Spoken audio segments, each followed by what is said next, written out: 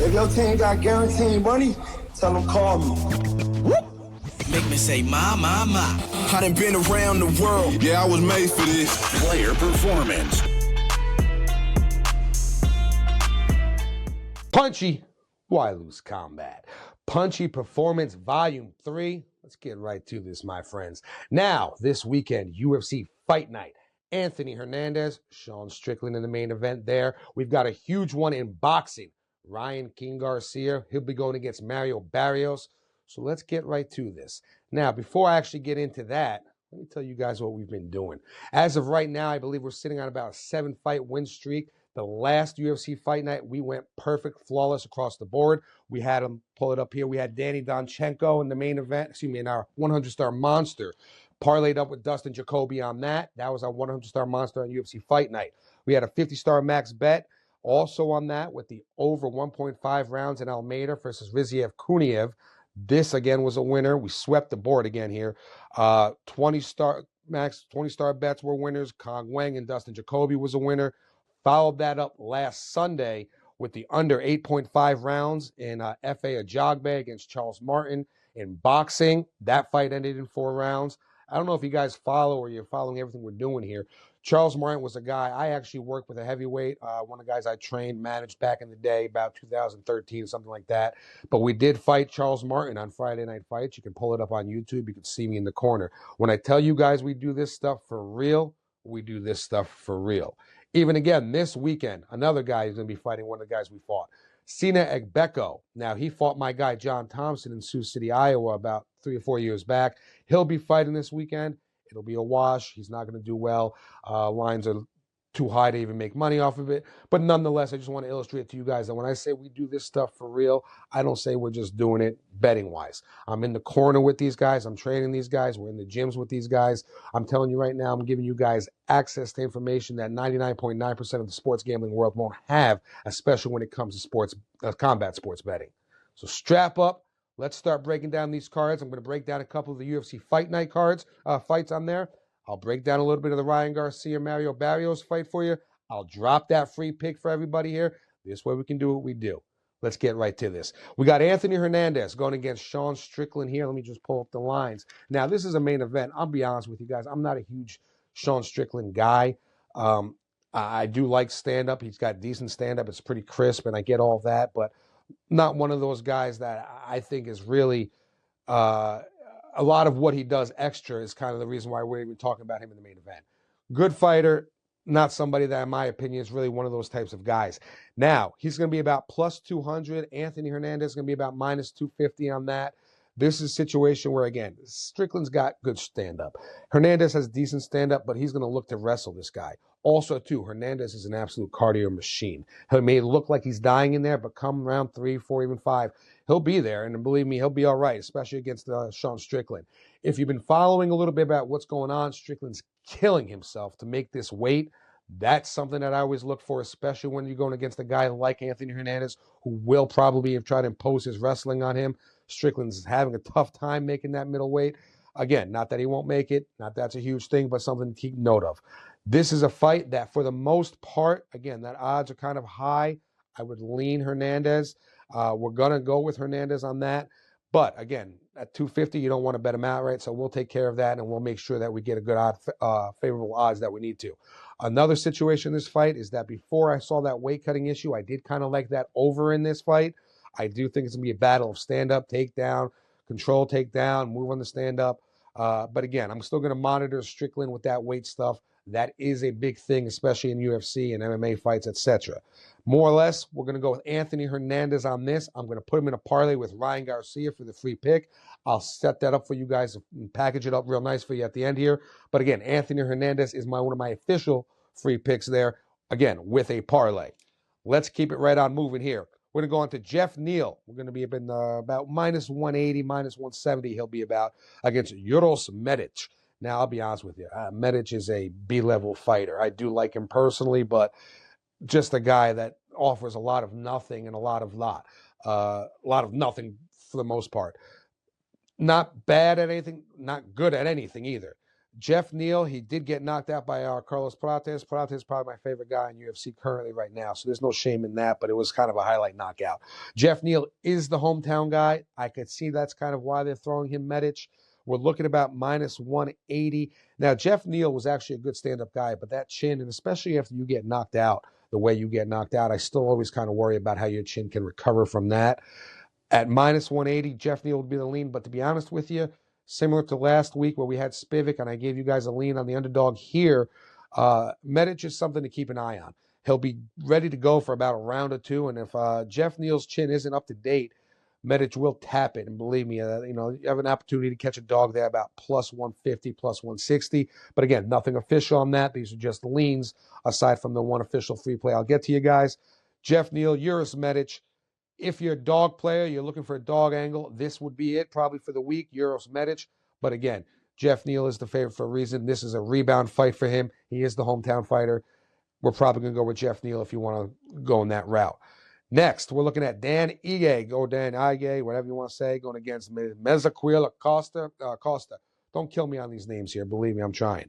Now, Ige is going to be about plus 170. I know a lot of guys like Ige, and believe me, he's a tough, kind of old school UFC fighter. Never ever been stopped. Not submission wise, not knocked out. Costa's minus 200 on this. I think that's a tiny bit high, but at the same time, I guess I really don't. He's on a win streak coming off here. He's more of a grappler. I do think he's kind of gonna work Dan Ige over here. I'm looking, the old gambler's, rule is this. You never go against the streak. If a fighter hasn't lost or hasn't been stopped, you don't want to be the first guy to bet him, to get stopped and keep losing that. You can only be wrong once going against the streak. You can be wrong a lot of times, going against it. You can only be wrong once trying to follow it. With that said, this is another instance that it's only a matter of time before eventually you do get stopped. Dan Ige hasn't been very good over the last couple fights. I do think Costa is pretty good. He is on a win streak. I would look for a situation where I know a lot of guys are looking for this fight to go to the distance. If you're a dog player, this might be a situation where you look for a little bit of an upset, go inside the distance on this fight. But again, Costa, I think, is going to win it. I know some guys are kind of big on Ige. I think this is simple. I do think Costa might be a tiny bit high. I would have liked that value a little bit more to get value. I would have jumped all over that minus 160 even, but at the 200, it kind of evens it out. Nonetheless, Costa would be the lean here in that. Like I said, I personally, just for a little fun, I kind of like the inside the distance. But if you're betting with, your heart, your brain, not your heart, going the distance, Dan Ige's never been stopped, and Costa's not a killer in that regards here. Let's move it on here. We're going on to fight 4 now. Pulling this up for everybody here. We're looking at one of my favorites. The heavyweights is always going to be my favorites, especially in UFC. They're almost, I don't want to say coin tosses for the most part, but when you got 250-pound guys with 4-ounce gloves, you're looking at proverbial coin toss in some instances. This is not one of those situations, in my opinion. Not a coin toss, but a tough fight. We're looking at Spivak. We're looking at don't kill me on this here. Elijah in the heavyweights here. Elijah is a good fighter in my opinion. I know he's a little bit more of a I don't want to say a wrestler. He's a well-rounded fighter. He's got very, very good aggressive stand-up, crisp combinations, which a lot of heavyweights don't have. Almost the anti-Spivak in that regard. That Spivak is kind of I don't want to say a sloppy fighter, but a slow, sloppy fighter. He's a slow starter, not particularly great at anything. If you're going to look for something, his wrestling is what he's going to lean on in this fight. Delia, I think, again, he's got good stand-up. I think he's going to I know he's only been in a couple one-round fights, so in UFC, so to speak, so not a ton of footage on him in UFC and what he does in that.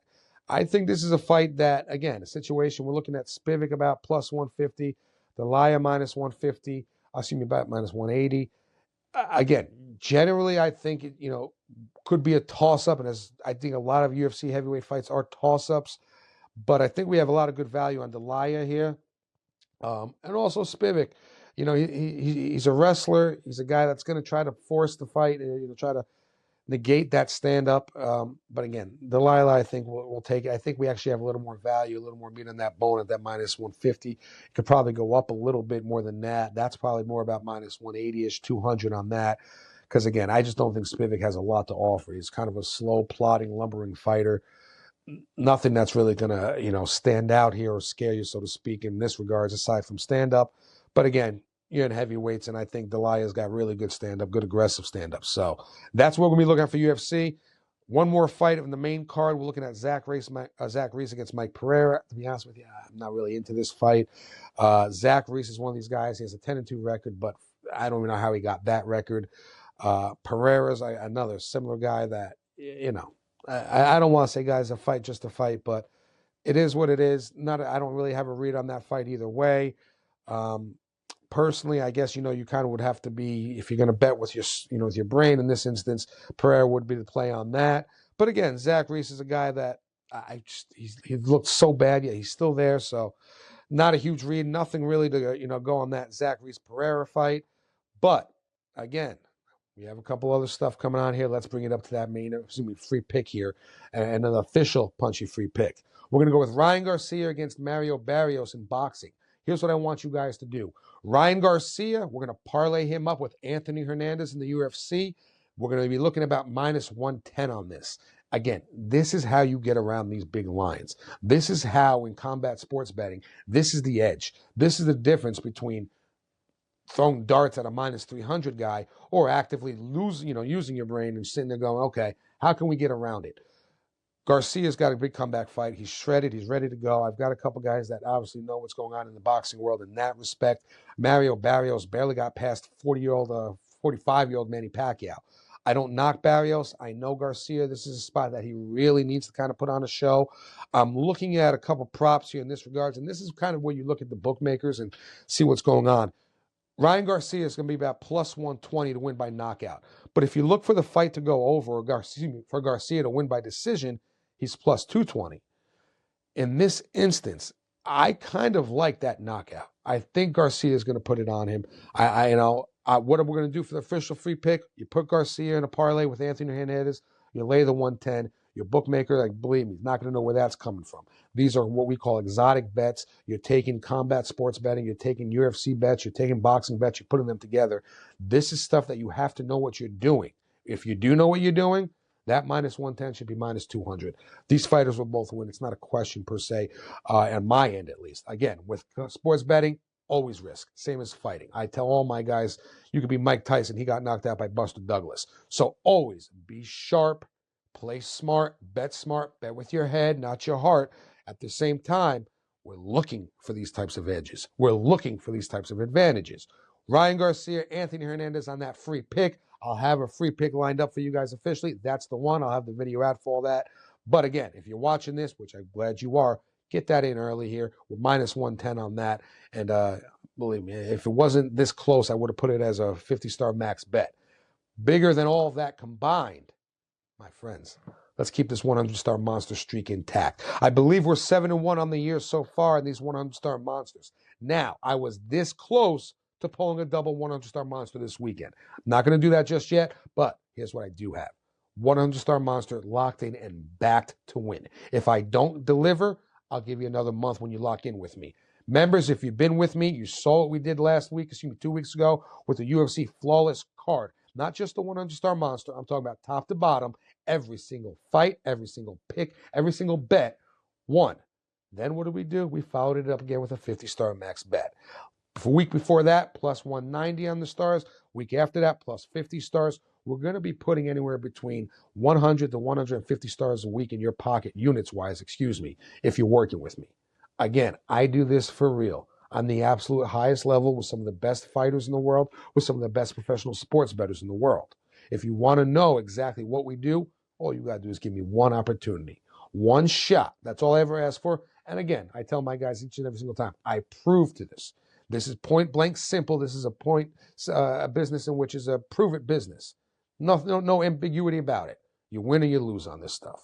Now, I'm not sitting here putting my balls on the table for no reason. I'm doing it because when you got a monster like we do locked in, This is the reason why we love combat sports betting.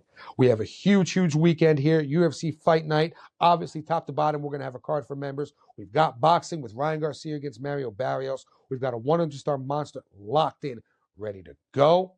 So as I tell all my friends, strap up, join up. It's the baddest crew in combat sports betting. It's punchy. Let's get it, my friends. Cut my life into pieces. This is my last resort. Suffocation, no breathing. Don't give a